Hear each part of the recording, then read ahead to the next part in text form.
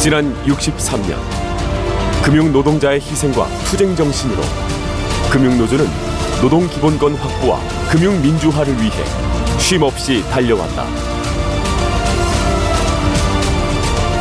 금융산업의 당당한 주역으로 한국 노동운동의 중심에서 금융노조의 자랑스러운 역사를 써내려온 우리는 금융노동자다.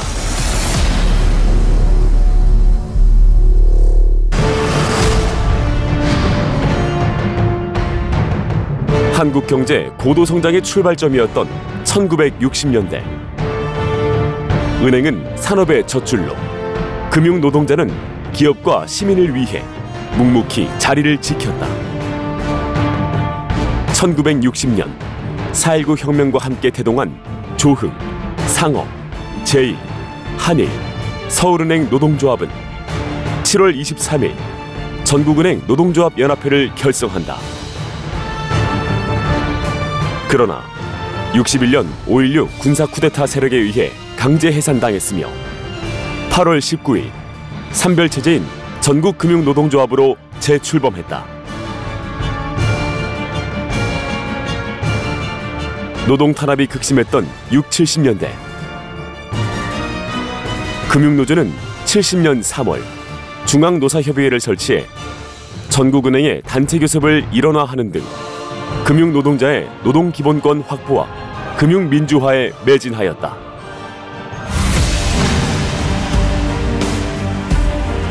민주주의의 분수령이 된 87년 60민주항쟁에서 금융노동자는 화이트 칼라, 넥타이 부대로 불리며 본격적으로 현장 노동운동에 뛰어든다. 84년 출산휴직제 도입에 이어 92년 10월 여행원제도 전면 폐지 등 불평등한 관습을 바로잡고 금융노동자의 노동권 보호에 앞장섰다.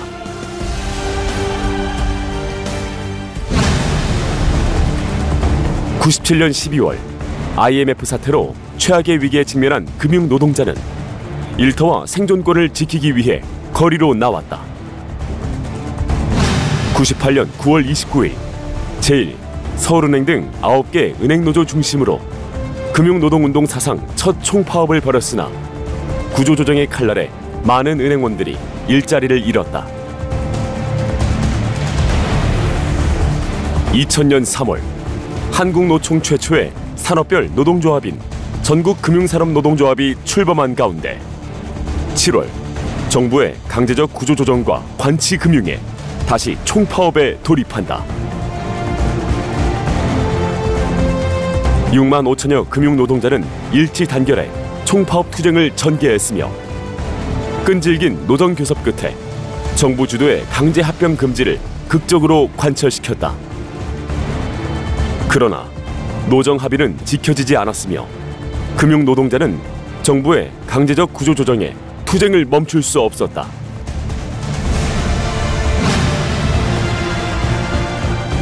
2002년 7월 전산업 최초로 주 5일 노동제를 도입해 노동조건 저하 없는 노동시간 단축, 금융노동자의 삶의 질을 크게 개선했다. 2004년 설립한 금융경제연구소는 정부의 금융 및 노동정책에 대한 연구 등 금융산업의 싱크탱크로서 금융권 현안 문제 해결에 주력해왔다.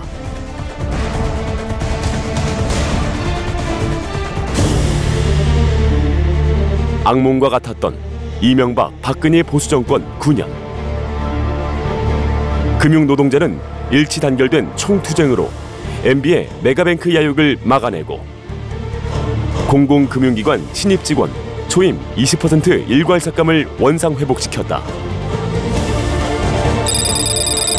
2012년 기간제 근로자의 무기계약직 전환기간을 1년으로 앞당기는 등 직장 내 차별철폐를 선도했다. 노동자의 숨통을 조이고 노조 파괴를 서슴지 않는 박근혜 정권에 10만 금융노동자는 온몸으로 저항했다.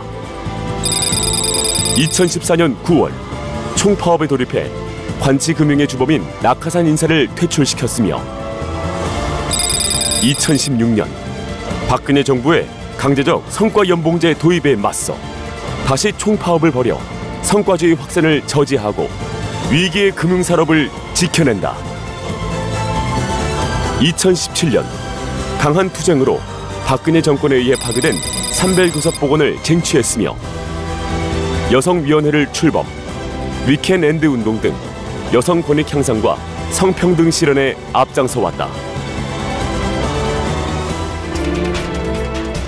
금융노동자는 나눔과 연대를 실천해왔다. 양대노총 공공부문 공대위와 함께 공공상생 연대기금을 조성하고 금융산업 공익재단을 설립해 양극화 해소 및 사회공헌을 위한 사회연대 활동을 강화했다. 금융인의 문화예술축제인 금융인 문화제, 금융노동자 가족 거북이 마라톤 대회, 핵심 간부 양성을 위한 금융노조 노동대학 등 산별노조 조직 강화를 위한 다양한 사업을 전개해왔다. 또한 인도적 대북 지원과 남북 노동자 교류 등 통일운동을 펼치고 국제노동단체, 시민사회와의 연대 등 금융노동자는 노동사회와 늘 함께하였다.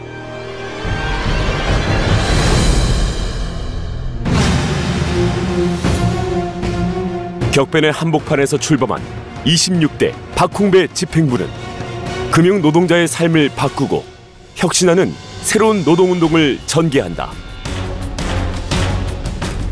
금융노동정책을 바로 세우고 급변하는 금융노동 환경에 적극 대응했으며 금융주권과 금융노동자의 삶을 지키기 위해 투쟁을 멈출 수 없었다.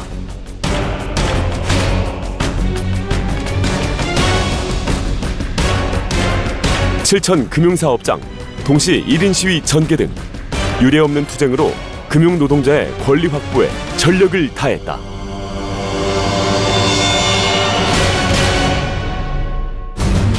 코로나19 최일선에서 경제 방역에 헌신하고 있는 금융노동자의 건강권을 지키고 국가적 재난 극복과 소상공인 및 사회적 약자 보호에 선제적으로 나섰다.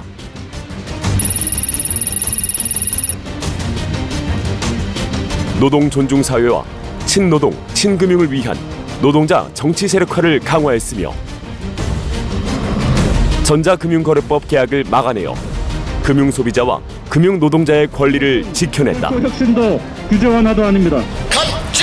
국민위에 군림하는 기재부에 맞서 한국노총 공공노동자와 함께 싸웠으며 경제사회노동위원회 사회적 대화 등 끈질긴 투쟁 끝에 공공기관 노동이사제 도입을 관철하였다. 일자리를 창출하기 위해서는 글로벌 스탠다드에 5년 만에 보수 정권이 다시 집권한 가운데 2022년 금융노조는 윤석열 정부의 반노동 정책, 공공기관 탄압, 관치금융 부활에 거침없는 투쟁으로 맞섰다.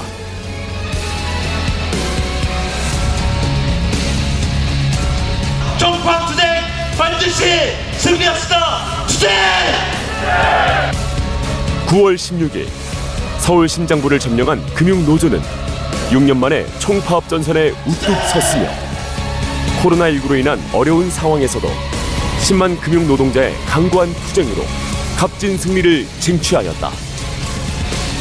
2023년 1월 출범한 27대 박홍배 집행부는 윤석열 정부의 금융권 탄압과 노조 탄압 공세에 적극 대응한다.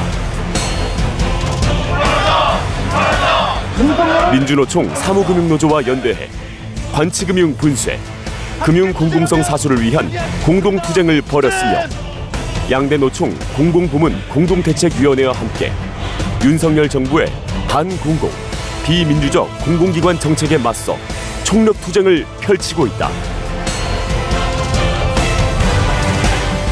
특히 윤석열 정부의 반노동 정책과 노동 탄압을 멈춰 세우고 벼랑 끝 위기로 몰린 노동자, 서민의 삶을 구하기 위해 한국노총과 함께 전면적인 대정부 투쟁에 돌입한다.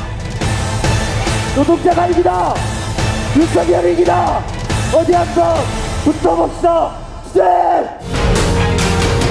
금융노조는 선배들의 피와 땀으로 이룩한 자랑스러운 역사와 금융노동자의 삶을 지키고 대한민국 금융주권과 금융 소비자를 보호할 것이다. 노동계, 시민사회와 상생과 연대의 새로운 노동운동을 펼치고 일하는 사람이 존중받는 사회, 노동자 중심의 공정하고 정의로운 전환, 금융노조가 함께할 것이다.